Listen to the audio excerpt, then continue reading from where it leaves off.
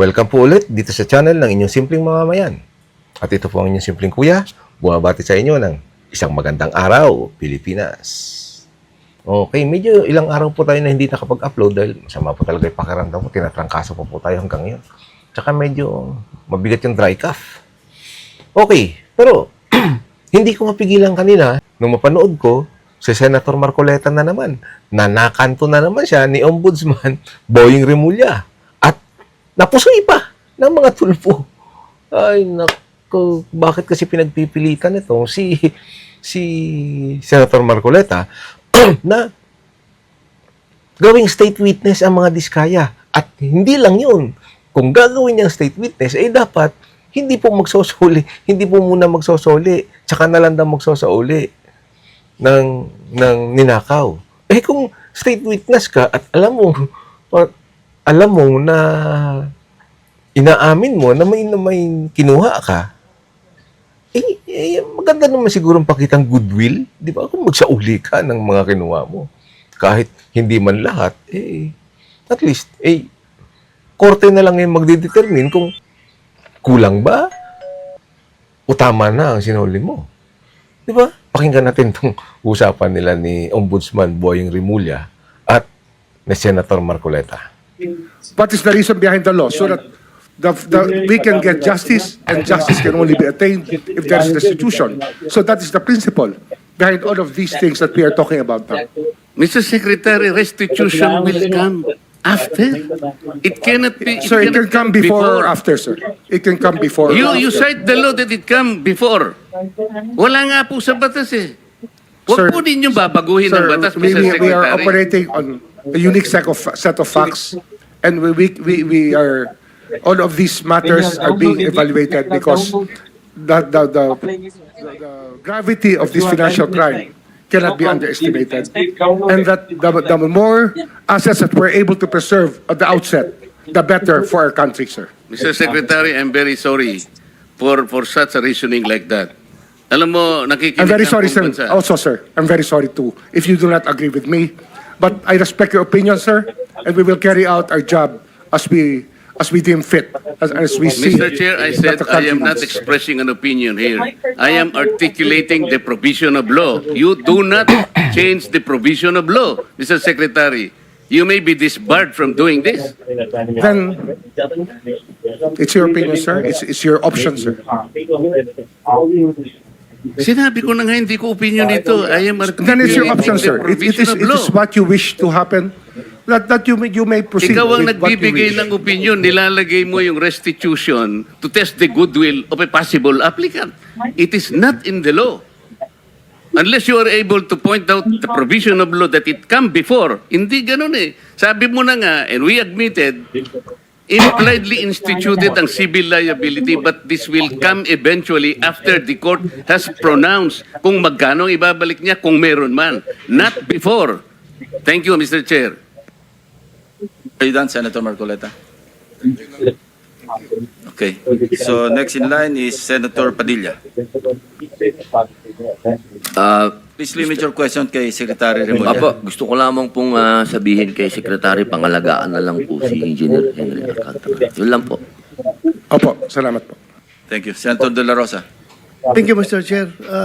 Point of clarification lang ito sa akin, Mr. Chair, dahil ito mga diskayas, para mukhang nagbigay na ito ng affidavit in the previous hearings. Gusto natin na may And we will meet again with them tomorrow. Kasi nawala nga yung kahapon, sir. No? We lost the time yesterday. We were supposed to meet yesterday. Hindi lang po natuloy. Yes, sir. Mr. Chair, just para mas maganda kung isang bagsakan na makuha na sana lahat yan, mapailan na kagad. Opo. Opo. Mas maganda. Thank you lang, Mr. Chair. Thank you, Senator Rafi. Yeah, Mr. Chair, to Secretary William, wala nga talaga sa batas yung bang magsoli muna ng pera para ikaw ay mapasok sa WPP. Pero kung pagbabasehan natin yung kagusto ng taong bayan, ang gagalitin ng taong bayan, na gusto nilang magpakita yung goodwill, yung accused bago siya mapunta sa WPP. Siguro mas maganda kung sundin natin yung kagusto ng taong bayan, right? Opo. Thank you, Mr. Chair. Yes, There's also, Senator. I would like to manifest that hindi ko alam kung nakikinig ho tayo lahat yung sigaw ng taong bayan na libo-libo sa People Power Monument sa Luneta. Hindi lang po ang pagnanakaw, they were also shouting, ibalik yung pera nila. And I believe the Secretary of Justice heard that. And I believe Malacanang heard that. Kaya nga po, dito po sa mga kontraktor, mga opisyal, isole ninyo ang pera ng taong bayan. Hindi po batas ang pinag-uusapan. Wala ho tayong pakialam sa batas na yan. Sometimes, you have to bend the law to be able to please the people. Mas mataas po ang taong bayan sa batas. Am I right, Secretary Remulla? Yes, sir. Mr. Chair, Thank you, Mr. Chair. second round, Senator Pangilinan. Just to lower the decibels and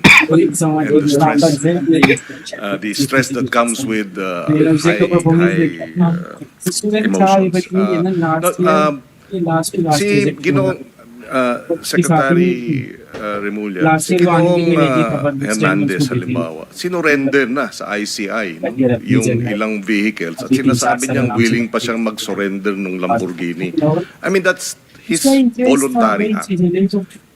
If Engineer Alcantara will do the same voluntarily as a sign of goodwill, there is no law that prevents him from doing that. So therefore, we this restitution issue, while it is the law, does not prevent the government from being broader, mas malawak ang kanyang pag-implementa ng mga programa at mga batas, lalo na pag voluntary ang pagbigay ng mga malalaking, yung mga mamahaling sasakyan, voluntary ilabas itong surrender ang mga pondo, etc. Hindi po ba? Opo, sa karanasan ko kasi, pag inintay po natin yung court judgment na maging final para isurrender po ang lahat, eh baka wala, puti na mga mata natin, wala pa kung nangyayari. Kaya habang maaga po, we try to get as much para ho maibalik na po sa taong bayan yung dapat hong ibalik. In fact, yung pagbabalik is a sign of cooperation, which the courts will eventually consider when it sentences or if it provides the exemption and the immunity. Hindi po ba? Opo. So that should guide itong ating mga testigong nais mag-apply sa Witness Protection Program. Kapag kayo ay nagko-cooperate, ito ay magiging senyales sa ating korte na maaring grant ang exclusion and exemption and immunity. At the same time, kung may sentensya, pati iyon, mapapababa pa among others. For the record, Mr. President. Kita niyo kung ano nangyari kay Senator Marcoleta? Nakanto sa doon sa mga sagot sa usapan nila ni Boying Remulla, ni Ombudsman Boying Remulla. Tapos, napusuhi pa siya doon sa mga kasamahan niya sa Senado. Wala akong narinig na kumampi o nakisimpat siya sa kanya. Si Robin Padilla, nag-iba na lang ng topic. Si Senator Bato de la Rosa, nag-iba rin yung pinag-usapan. Sila Kiko Pangilinan, at yung iba, walang nakisipat siya sa'yo. Di ba? At ang dalawang tulpo, lalo na si Senator Erwin Tulfo, pinusoy ka pa. Yun yung nagre-represent sa taong bayan. Yung mga senador na yun. Diba? Kami taong bayan kami, gusto rin namin na magsauli ang mga diskaya bago sila mag-state witness.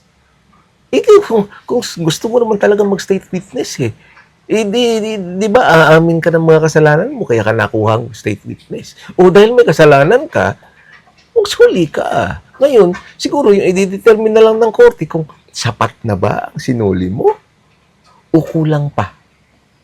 Di ba?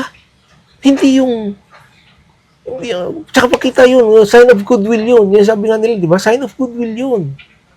Na tapat ka at sa puso mo yung ino-offer mo.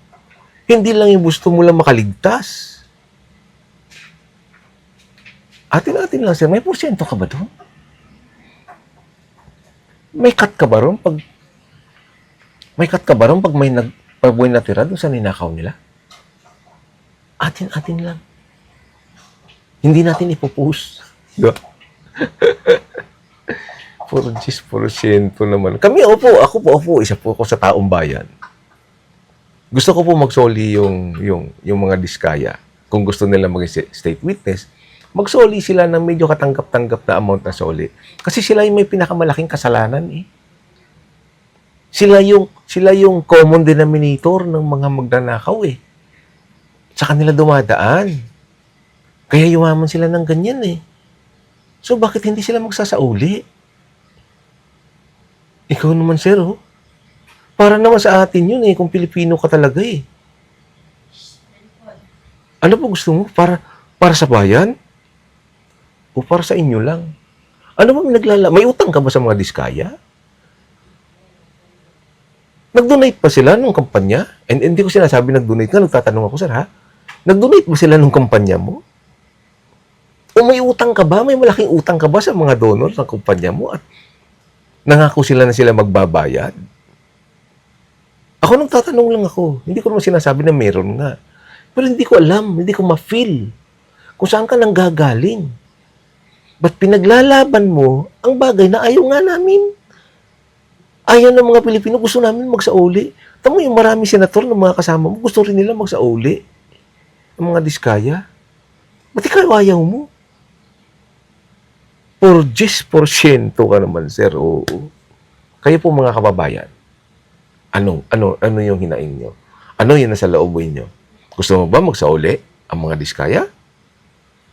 Gusto mo ba na maging state witness na lang sila nang wala mo nang binabalik? O magpakita mo lang sila ng goodwill? I-comment nyo nga sa baba. Tingnan natin kung anong gusto talaga ng bayan. At pakilike na rin. Kung yandan pa kayo, pakilike na rin. Pakilike. Tapos, pakiclick na rin yung subscribe at ang notification bell. Para po sa susunod na video, ma-notify naman namin kayo. Ito po, ang inyong simpleng kuya. See you on my next video.